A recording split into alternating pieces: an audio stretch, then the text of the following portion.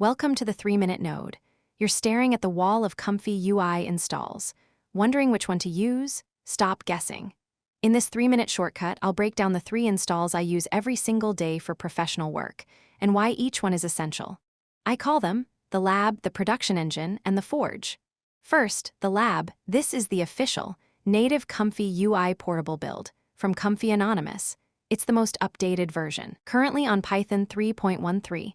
Why use it? It's your testing ground. When a brand new custom node or a fresh Python package drops, this is where it goes.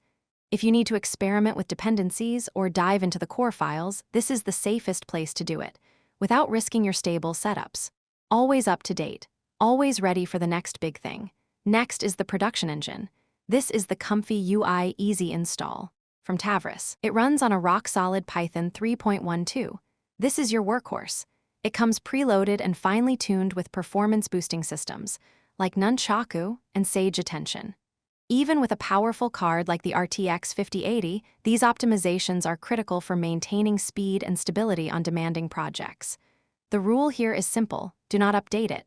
Do not change the custom nodes. It's finicky, but it's fast, and that's why we leave it alone. We use it for high-volume, high-speed renders, where stability and proven performance are non-negotiable. Finally, we have the forge. This is the AI Toolkit Easy Install, also from Tavris. This is my dedicated training system.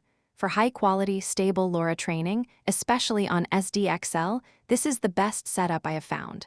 With my RTX 5080, I can train a professional-grade LoRa model on 50 images across 3,000 steps in about an hour, with excellent results. It is the fastest, most reliable path to a quality custom model. All 3 installs are portable.